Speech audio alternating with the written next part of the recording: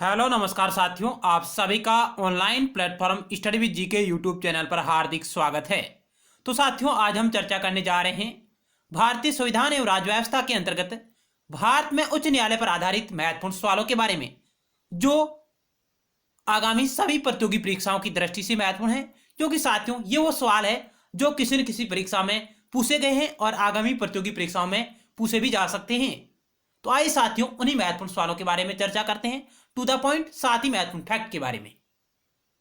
यदि साथियों आप पहली बार हमारे YouTube channel study with GK को देख रहे हैं तो आप इसे जरूर सब्सक्राइब करें, पास में बेल के आइकन यानी घंटे को भी जरूर दबाएं, ताकि नेक्स्ट टाइम वीडियो सीरीज का नोटिफिकेशन आपके पास तुरंत पहुंच जाए।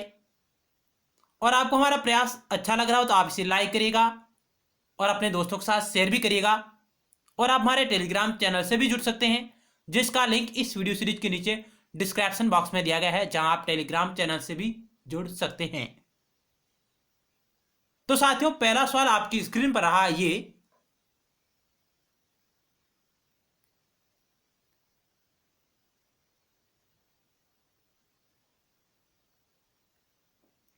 पहला सवाल साथियों कह रहा है, भारत में निम्न में से कौन सा उच्च न्यायालय सबसे बाद में स्थापित हुआ?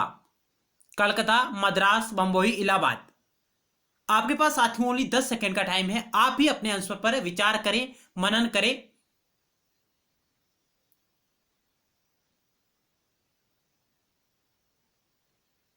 तो साथियों, इस क्वेश्चन का ऑप्शन डी राइट होगा, यानी इलाहाबाद उच्च न्यायालय है जो इन तीन उच्च न्यायालयों के बाद में स्थापित हुआ था।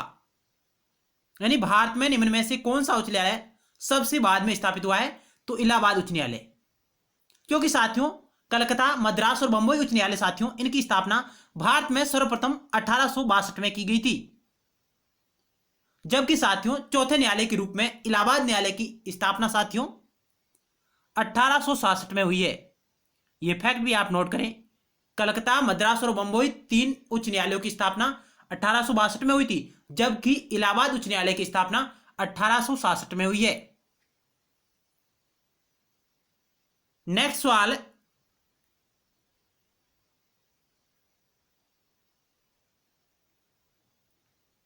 वर्तमान में देश में कितने उच्च न्यायालय है? 26, 21, 24, 25। क्या होगा साथियों इस क्वेश्चन का राइट आंसर? तो साथियों, ऑप्शन डी राइट होगा। वर्तमान में देश में 25 हाई कोर्ट है, यानी उच्च न्यायालय। क्योंकि साथियों, 25वां जो उच्च न्यायालय हाई कोर्ट है वो आंध्र प्रदेश हाई कोर्ट अस्तित्व में आया है 1 जनवरी 2019 को। 1 जनवरी 2019 को आंध्र प्रदेश भारत का 25वां उच्च न्यायालय बन गया साथियों। तो यह फैक्ट भी आप नोट करें कि भारत में वर्तमान में 25 उच्च न्यायालय है और 25वां उच्च न्यायालय आंध्र प्रदेश उच्च न्यायालय जो 1 जनवरी 2019 को अस्तित्व में आया। क्योंकि साथियों, जब 2014 में तेलंगाना राज्य नया बना आंध्र प्रदेश से अलग होकर, तब साथियों प्रावधान किया गया था कि इन दोनों राज्यों के लिए हैदराबाद उच्च न्यायालय जो इनका शामिल रूप से होगा। लेकिन साथियों, 1 जनवरी 2019 को हैदराबाद उच्च न्यायालय ने साथियों तेलंगाना राज्य के लिए काम करना शुरू कर दिया, जबकि आंध्र प्रदेश राज्य ने आंध्र प्रदेश उच्च न्यायालय ने आंध्र प्रदेश राज्य के लिए कार्य करना शुरू कर दिया। तो नेक्स्ट सवाल आपकी स्क्रीन पर रहा साथियों ये,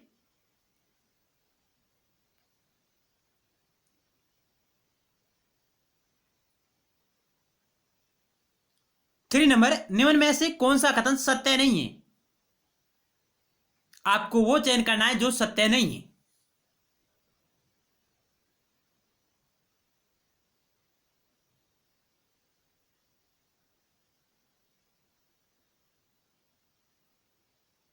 तो साथियों, इस क्वेश्चन का ऑप्शन डी राइट होगा। उच्च न्यायालय में न्यायाधीशों की संख्या का निर्धारण संसद करती है। यह साथियों सत्य नहीं है। क्योंकि साथियों, उच्च न्यायालय में न्यायाधीशों की संख्या का निर्धारण राष्ट्रपति करता है, न कि संसद। भारतीय संविधान में ऐसा कोई प्रावधान नहीं है कि उच्च न्यायालय में न्यायाधीशों की संख्या का निर्धारण संसद करेगी। उच्च न्यायालय में न्यायाधीशों की संख्या का निर्धारण करने का जो पर्सन है वो राष्ट्रपति पर निर्भर है। यानी ऑप्शन डी है जो साथियों सत्य नहीं है। इस क्वेश्चन का ऑप्शन डी राइट आंसर हो जाएगा। जबकि साथियों भारत में उच्च न्यायालय नामक संस्था का गठन सबसे पहले 1862 में हुआ था। बिल्कुल सही है। संविधान के भाग 6 में अनुच्छेद 214 से 231 तक उच्च न्यायालय के गठन और शक्तियों की बात कही गई है। यह भी साथियों बिल्कुल सही है। दिल्ली ऐसा संघ शासित राज्य है जिसका अपना उच्च न्यायालय है। यह भी साथियों सही है। जबकि ऑप्शन डी है जो साथियों गलत है। नेक्स्ट सवाल आपके स्क्रीन पर रहा ये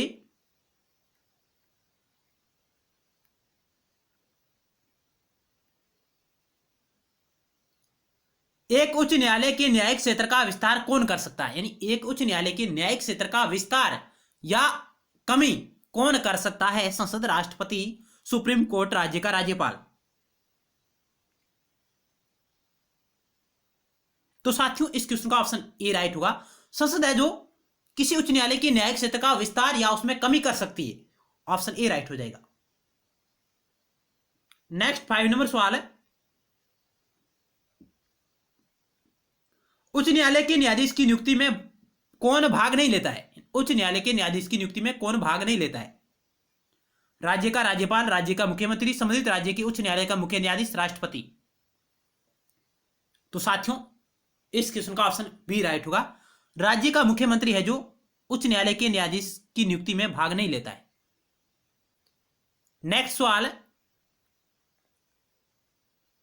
6 नंबर निम्न कथनों में से कौन सा कथन सत्य नहीं है। जो सत्य नहीं है वो आपको चयन करना है।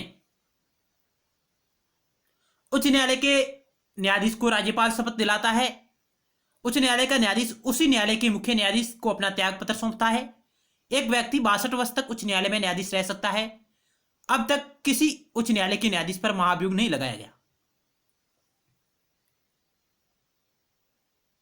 तो साथियों इस क्वेश्चन का ऑप्शन बी राइट होगा। जो सत्य नहीं है उच्च न्यायालय का न्यायाधीश उसी उच्च न्यायालय के मुख्य न्यायाधीश को अपना त्याग पत्र सौंपता है। साथियों ये गलत है क्योंकि उच्च न्यायालय का न्यायाधीश है जो अपना त्याग पत्र राष्ट्रपति को सौंप सकता है। भारत के राष्ट्रपति को वो अपना त्याग पत्र सौंप सकता है। साथियों नेक्स्ट सवाल आपकी स्क्रीन पर रहा ये आप साथियों वीडियो को रोककर भी आसानी से क्वेश्चन और आंसर को पढ़ सकते हैं। नेक्स्ट सवाल निम्न में से किस आधार पर उच्च न्यायालय के न्यायाधीश पर महाभियोग लगाया जा सकता है। यानी उच्च न्यायालय के न्यायाधीश पर महाभियोग लगाया जा सकता है किस आधार पर। सिद्ध कदाचार, अक्षमता, ए और बी दोनों, उपयुक्त में से कोई नहीं। तो साथियों इस क्वेश्चन का ऑप्शन सी राइट होगा, ए और बी दोनों। नेक्स्ट सवाल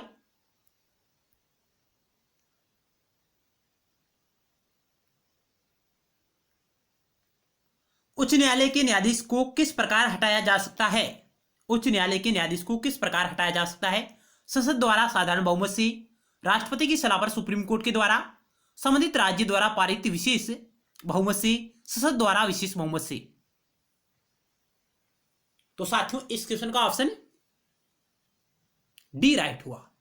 उच्च न्यायालय के न्यायाधीश को उसी भांति हटाया जा सकता है जिस प्रकार सुप्रीम कोर्ट के किसी न्यायाधीश को अपने पद से हटाया जाता है।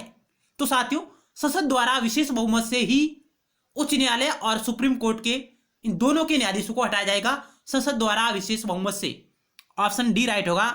आप इस फैक्ट को भी नोट करें कि उच्च न्यायालय का न्यायाधीश उसी आधार पर हटाया जाता है जिस आधार पर सुप्रीम कोर्ट का न्यायाधीश हटाया जाता है। यानी संसद द्वारा विशेष बहुमत के आधार पर ही किसी उच्च न्यायालय या किसी उच्चतम न्यायालय के न्यायाधीश को हटाया जा सकता है। ऑप्शन डी राइट होगा। नेक्स्ट सवाल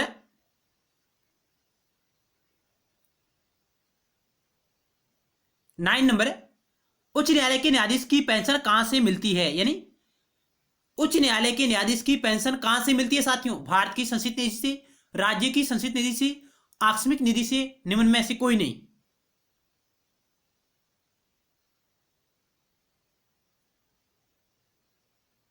तो साथियों इस क्वेश्चन का ऑप्शन ए राइट होगा।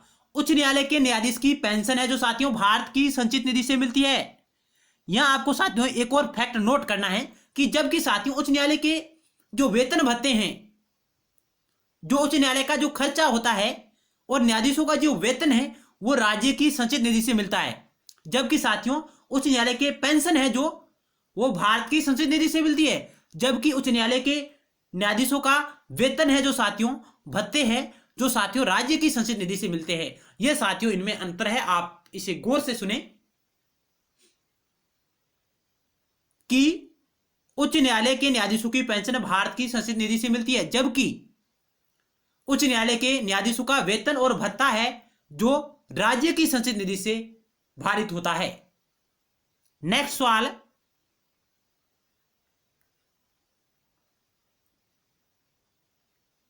निम्न में से किस राज्य में उच्च न्यायालय नहीं है?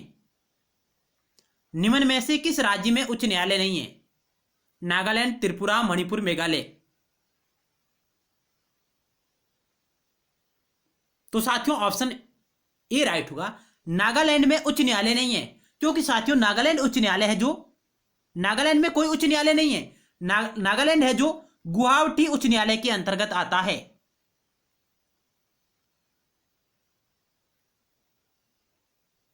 जबकि त्रिपुरा, मणिपुर और मेघालय का अपना उच्च न्यायालय है, नागालैंड का अपना उच्च न्यायालय नहीं है। यह साथियों गुवाहाटी उच्च न्यायालय के अंतर्गत आता है। जबकि साथियों त्रिपुरा, मणिपुर और मेघालय इन 3 उच्च न्यायालयों की स्थापना 2013 में की गई थी। कब की गई थी? 2013 में। 2013 में ये 3 उच्च न्यायालय बने थे साथियों, त्रिपुरा, मणिपुर और मेघालय। और उसके बाद साथियों 2019 में आंध्र प्रदेश उच्च न्यायालय बना है। नेक्स्ट सवाल,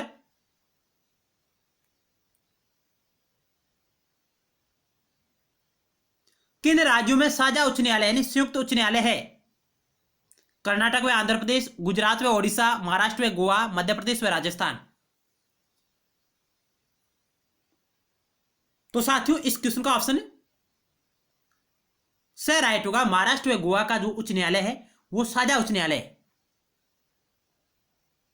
यानी इन दोनों राज्यों का एक ही उच्च न्यायालय है। ऑप्शन से इस क्वेश्चन का राइट आंसर हो जाएगा। नेक्स्ट सवाल है, किसके अंतर्गत कोलकाता, चेन्नई और मुंबई के उच्च न्यायालय स्थापित किए गए थे? यानी किस अधिनियम के तहत कोलकाता, चेन्नई जिसे पूर्व में मद्रास कहा जाता था, मुंबई के उच्च न्यायालय स्थापित किए गए हैं? भारत सरकार अधिनियम 1909, भारतीय उच्च न्यायालय अधिनियम 1861, भारतीय उच्च न्यायालय अधिनियम 1865, भारतीय उच्च न्यायालय अधिनियम 1911। क्या होगा साथियों इस क्वेश्चन का राइट आंसर? तो साथियों इस क्वेश्चन का ऑप्शन बे राइट होगा। बी, भारतीय उच्च न्यायालय अधिनियम 1861। भारतीय उच्च न्यायालय अधिनियम 1861 के तहत साथियों कोलकाता, चेन्नई और मुंबई उच्च न्यायालयों की स्थापना 1862 में हुई थी साथियों। यानी भारत में सर्वप्रथम 1862 में ये 3 उच्च न्यायालय स्थापित हुए थे, कोलकाता, चेन्नई और मुंबई। और इनकी स्थापना की गई थी भारतीय उच्च न्यायालय अधिनियम 1861 के तहत 1862 में हुई थी। तो ऑप्शन बी इस क्वेश्चन का राइट आंसर है। नेक्स्ट सवाल आपके समक्ष रहा, अंडमान और निकोबार द्वीप समूह किस उच्च न्यायालय के क्षेत्राधिकार में आता है? यानी अंडमान निकोबार द्वीप समूह किस उच्च न्यायालय के क्षेत्राधिकार में आता है?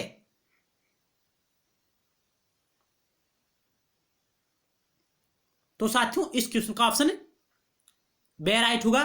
कोलकाता उच्च न्यायालय के क्षेत्राधिकार के अंतर्गत आता है। ऑप्शन बे राइट हो जाएगा इस क्वेश्चन का। नेक्स्ट सवाल है, 2 या 2 से अधिक राज्य या संघीय प्रदेश के लिए एक सामान्य उच्च न्यायालय की स्थापना की जाती है। यानी 2 या 2 से अधिक राज्य या संघीय प्रदेश के लिए एक सामान्य उच्च न्यायालय की स्थापना की जा सकती है राष्ट्रपति द्वारा, संसद द्वारा, कानून बनाकर, राज्य के राज्यपाल द्वारा, भारत के मुख्य न्यायाधीश द्वारा।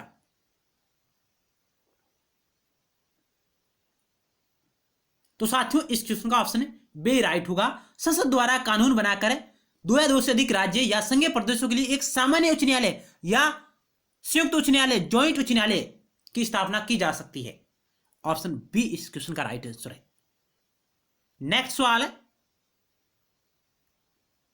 उच्च न्यायालय के क्षेत्राधिकार को घटाने या बढ़ाने का अधिकार किसके पास है?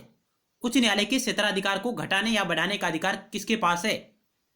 15 नंबर सवाल साथियों, ऑप्शन बी राइट होगा, संसद के पास। यानी संसद है जो उच्च न्यायालय के क्षेत्राधिकार में कमी भी कर सकती है और उसे बढ़ा भी सकती है।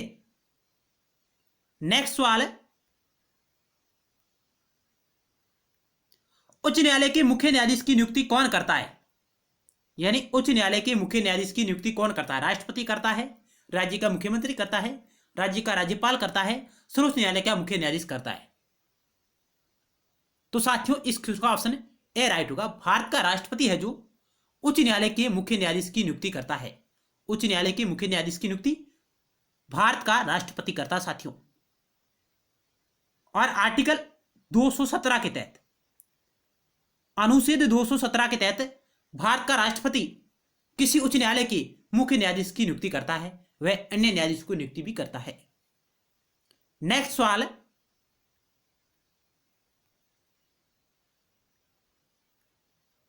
उच्च न्यायालय के न्यायाधीशों की नियुक्ति के लिए राष्ट्रपति निम्न में से किससे परामर्श करता है? यानी भारत का राष्ट्रपति किससे परामर्श करेगा, चाहे वो मुख्य न्यायाधीश की नियुक्ति करना चाहता है या अन्य न्यायाधीश की नियुक्ति करना चाहता है? सर्वोच्च न्यायालय का मुख्य न्यायाधीश, संबंधित राज्य के राज्यपाल, संबंधित राज्य के उच्च न्यायालय के मुख्य न्यायाधीश, उपरोक्त सभी। तो साथियों इस क्वेश्चन का ऑप्शन डी राइट होगा। इन सभी से है जो वो परामर्श करेगा, विचार विमर्श करेगा और उसके बाद न्यायाधीश की नियुक्ति करेगा उच्च न्यायालय में। नेक्स्ट सवाल,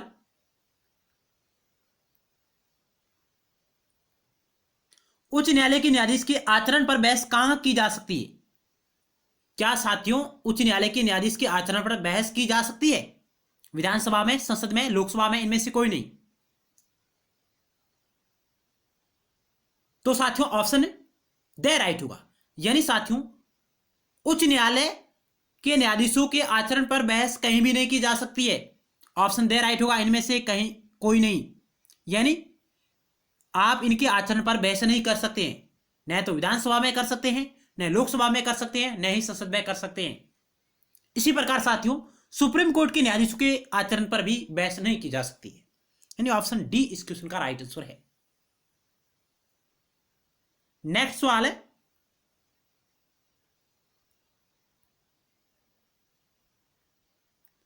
किसी न्यायाधीश को एक उच्च न्यायालय से दूसरे उच्च न्यायालय में स्थानांतरित करने का अधिकार निम्नलिखित में से किसको है? यानी किसी न्यायाधीश को एक उच्च न्यायालय से दूसरे उच्च न्यायालय में स्थानांतरित करने का अधिकार निम्नलिखित में से किसको है? तो साथियों ऑप्शन बी राइट होगा। भारत के राष्ट्रपति है जो किसी न्यायाधीश को एक उच्च न्यायालय से दूसरे उच्च न्यायालय में स्थानांतरित कर सकता है। ऑप्शन बी राइट हो जाएगा। नेक्स्ट सवाल है,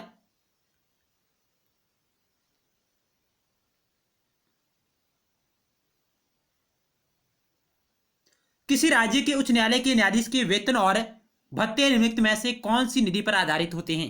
यानी किसी राज्य के उच्च न्यायालय के न्यायाधीशों के वेतन और भत्ते निम्नलिखित में से कौन सी निधि पर आधारित होते हैं? ऑप्शन 4 आपके समक्ष रहे, आप चयन करें साथियों ध्यान से, क्योंकि हम पहले इसके बारे में चर्चा कर चुके। तो साथियों ऑप्शन दे राइट होगा, संबंधित राज्य की संचित निधि पर। यानी उच्च न्यायालय के न्यायाधीशों के वेतन भत्ते और जो इनका खर्च है वो संबंधित राज्य की संचित निधि पर आधारित होता है। जबकि साथियों इनकी पेंशन है जो साथियों भारत की संचित निधि पर आधारित होती है।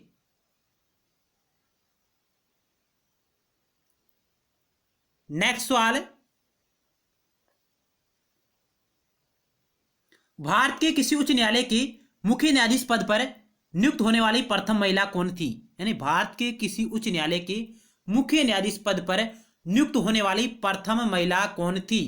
अन्ना चंडी, लीला सेठ, फातिमा बीवी, कौरन्या सोरावत जी। क्या होगा साथियों इस क्वेश्चन का राइट आंसर आप चयन करें।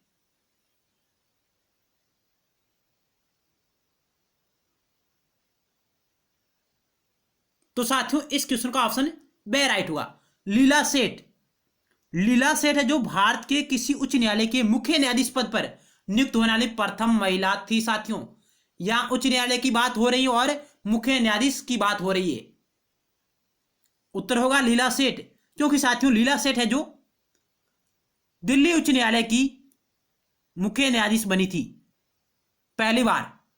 यानी भारत के किसी उच्च न्यायालय यानी भारत के दिल्ली उच्च न्यायालय की मुख्य न्यायाधीश पद पर नियुक्त हुई थी लीला सेठ। पहली महिला है जो भारत के किसी उच्च न्यायालय में मुख्य न्यायाधीश के पद पर आसीन होने वाली पहली महिला है लीला सेठ। और वो साथियों बनी थी, ये फैक्ट आप नोट करें, दिल्ली उच्च न्यायालय की मुख्य न्यायाधीश बनी थी साथियों, ये फैक्ट आप नोट करें।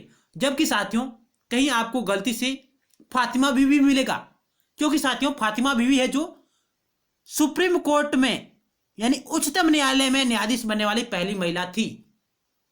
यह फैक्ट आप नोट करिएगा, सुप्रीम कोर्ट में यानी उच्चतम न्यायालय में न्यायाधीश बनने वाली पहली महिला कौन थी? तो उत्तर होगा फातिमा बीवी। साथियों अब तक सुप्रीम कोर्ट के मुख्य न्यायाधीश पद पर कोई भी महिला आसीन नहीं हुई है।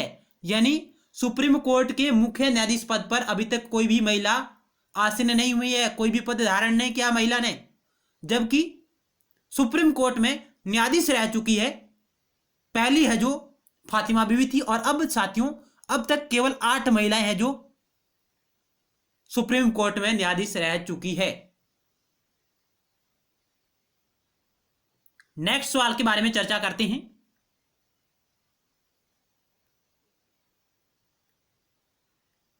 निम्न में से उच्च न्यायालयों में से कौन एक से अधिक राज्य या केंद्र शासित प्रदेश के लिए, यानी निम्न उच्च न्यायालयों में से कौन एक से अधिक राज्य या केंद्र शासित प्रदेश के लिए है? महाराष्ट्र, गुवाहाटी, इलाहाबाद, दिल्ली। तो साथियों इस क्वेश्चन का ऑप्शन बे राइट होगा, क्योंकि गुवाहाटी उच्च न्यायालय का जो क्षेत्राधिकार है साथियों सर्वाधिक है, सर्वाधिक राज्यों में है। ऑप्शन बे राइट होगा। नेक्स्ट सवाल है, क्योंकि साथियों गुवाहाटी उच्च न्यायालय असम, नागालैंड, मिजोरम और अरुणाचल प्रदेश इन 4 राज्यों के लिए संयुक्त रूप से कार्य करता है। असम, नागालैंड, मिजोरम और अरुणाचल प्रदेश इन 4 राज्यों का जॉइंट हाई कोर्ट है गुवाहाटी हाई कोर्ट। ये फैक्ट आप साथियों नोट करिएगा, क्योंकि क्वेश्चन आ सकता है कि गुवाहाटी उच्च न्यायालय का क्षेत्राधिकार है। तो साथियों गुवाहाटी उच्च न्यायालय का क्षेत्राधिकार असम है, नागालैंड है, मिजोरम है और अरुणाचल प्रदेश इन 4 राज्यों में है। नेक्स्ट सवाल आपके स्क्रीन पर रहा 23 नंबर।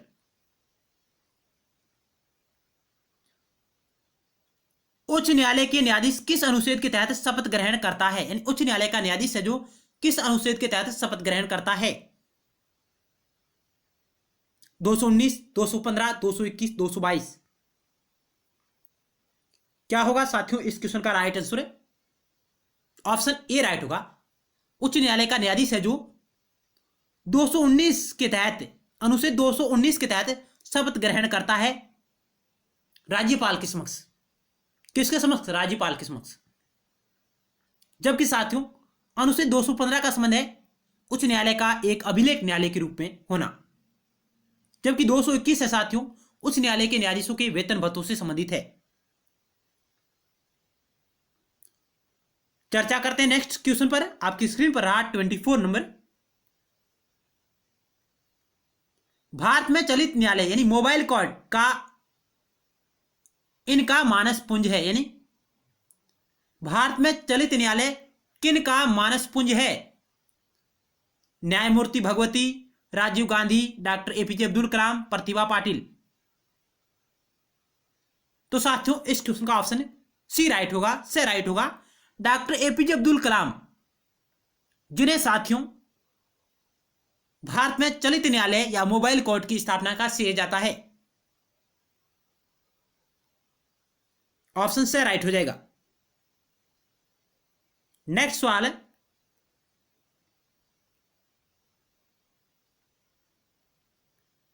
संविधान के अनुच्छेद 226 के अंतर्गत उच्च न्यायालय द्वारा दिया गया निर्देश परिवर्तित किया जा सकता है। ये साथियों अपने आप में एक फैक्ट है कि संविधान के अनुच्छेद 226 के अंतर्गत उच्च न्यायालय द्वारा दिया गया निर्देश परिवर्तित किया जा सकता है। राज्य की विधि मंत्री द्वारा, राज्य के राज्यपाल द्वारा, राज्य सरकार द्वारा, उपरोक्त किसी के भी द्वारा नहीं। तो साथियों ऑप्शन द राइट होगा इनमें से किसी के द्वारा भी उच्च न्यायालय द्वारा दिया गया निर्देश परिवर्तित नहीं किया जा सकता है। ऑप्शन द राइट होगा। नेक्स्ट सवाल, और साथियों आर्टिकल 226 है जो इसके तहत रीट जारी करने की भी शक्ति है। उच्च न्यायालय को आर्टिकल 226 के तहत रीट जारी करने की शक्ति है। जिस प्रकार साथियों आर्टिकल 32 के तहत सुप्रीम कोर्ट रीट जारी करता है, उसी भांति आर्टिकल 226 के तहत उच्च न्यायालय भी रीट जारी कर सकता है मौलिक अधिकारों के हनन से संबंधित। नेक्स्ट सवाल आपकी स्क्रीन पर रहा, भारत के सबसे कम न्यायाधीशों वाला उच्च न्यायालय है, यानी भारत के सबसे कम न्यायाधीश किस उच्च न्यायालय में कार्यरत है? सिक्किम, दिल्ली, हैदराबाद, आंध्र प्रदेश। तो साथियों ऑप्शन ए राइट होगा, सिक्किम उच्च न्यायालय में सबसे कम न्यायाधीश कार्यरत है। नेक्स्ट सवाल,